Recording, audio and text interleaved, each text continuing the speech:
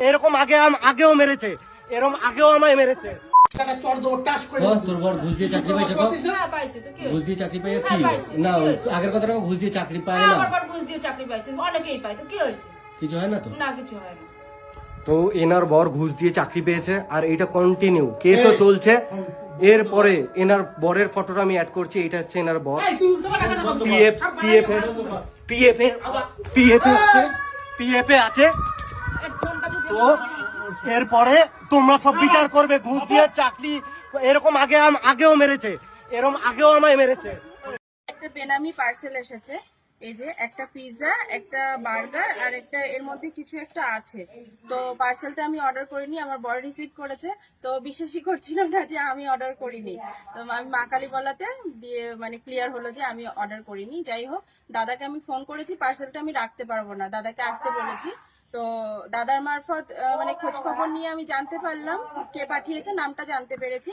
তো তার উদ্দেশ্যে একটাই কথা বলবো যে অন্তরের ভালোবাসাটা হচ্ছে সব থেকে বড় কথা। সেটাই যদি না থাকে, এসব খাবার দাবার পাঠিয়ে আধিক্যতা দেখানোর কোনো দরকার নেই। প্লিজ, আমার ছেলেরা মানে কি বলবো, যাই হোক না কেন, তো দাদাকে আমি বলেছি, দাদা বলেছে কি যে না এইভাবে হয় না, আপনার নাম্বারটাই দেওয়া রয়েছে, পার্সেলটা আপনাকেই নিতে হবে। আমি বললাম না, আপনি আসুন, পার্সেলটা নিয়ে যান, এটা আমরা রাখতে পারবো না। তো মানে আমার ভিডিওটা যদি তার চোখে পড়ে, তো তার উদ্দেশ্যে একটাই কথা যে আমরা আমার ছেলেদেরকে খাবার কিনে খাওয়াতে পারি। তো প্লিজ, এরকম মানে খাবার দাবার পাঠিয়ে এরকম ভালোবাসা দেখানোটার কোনো দরকার নেই। তার উদ্দেশ্যে এটাই আমার কথা, ঠিক আছে? তো চলো। হ্যালো এভরিওয়ান, আবার একটা ইন্টারেস্টিং ভিডিও নিয়ে চলে এসেছি আমি মিষ্টি তোমাদের সঙ্গে।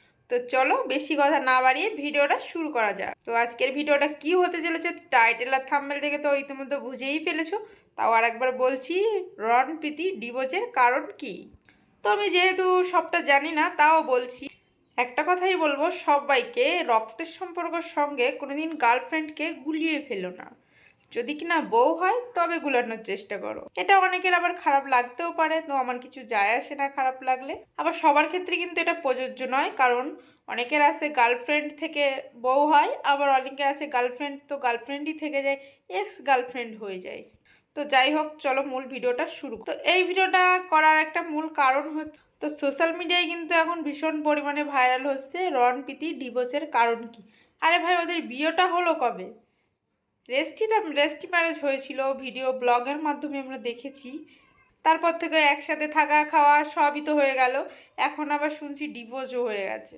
এর মধ্যে কিন্তু আবার প্রীতির কারণে নাকি কিসের কারণে জানি না, প্রীতিকে বাড়ি থেকে সহ্য করতে পারতো না, সব কিছু তার দিদিকে দিত। সেই নিয়ে রণ আর রণের দিদি দীপিকার মধ্যে কিন্তু ভীষণ পরিমাণে ঝামেলা হয়েছিল, মারামারি, বটি নিয়ে কোপাকুপি। তার বর ঘুষ দিয়ে চাকরি পেয়েছে, বিভিন্ন বিষয় তো তোমরা আগের ভিডিওটা অবশ্যই দেখেছো। তো বলবো একটা কথা, এই যে যাই হোক না কেন, রক্তের সম্পর্ক কিন্তু রক্তের সম্পর্কই হয়। সেটা যে মারামারি কাটাকাটি যাই হয়ে যাক না কেন, একদিন না একদিন কিন্তু ঠিকই মিল হয়ে যায়। আর প্রীতি তোমার জন্য যে রণ দাদাভাই এত কিছু করেছে শুনছি যেটা আর কি। তো রণ দাদাভাই প্রত্যেকটা ব্লগে দিচ্ছে যে রণ মারা গেছে, বাপন বিশ্বাস জেগে উঠেছে, বংরণ থেকে এখন বাপন বিশ্বাস। তো এটা আমরাও দেখতে থাকি যে কি হয়। মাঝে কিন্তু শুনলাম রণের আবার ভীষণ শরীর খারাপ, তারপরেও প্রীতি সাথ দিয়েছিল। প্রীতি আবার মা বাবার কাছে তো থাকতে পারে, মা বাবার কাছ ছেড়ে আবার রণ যে ভাড়া বাড়িতে ছিল সেখানে গিয়ে টুনাটুনির সংসার। তো রণের তোমরা প্রথম দিকের ব্লগ ভিডিওগুলো দেখলে বুঝতে পারবে যে তাদের টুনাটুনির সংসার ছিল, ডিম রান্না করছিল, কি আদেক্ষেতার আর শেষ নেই সেখানে। এখন আবার কি তাদের ডিভোর্স হয়েছে। তো আরে ভাই, হচ্ছেটা কি? সোশ্যাল মিডিয়ায় কি পেয়েছো তোমরা? হ্যাঁ, ভালোভাবে ভিডিও করো, আমরাও তোমাদের ভিডিও দেখতে পছন্দ করি, দেখবো।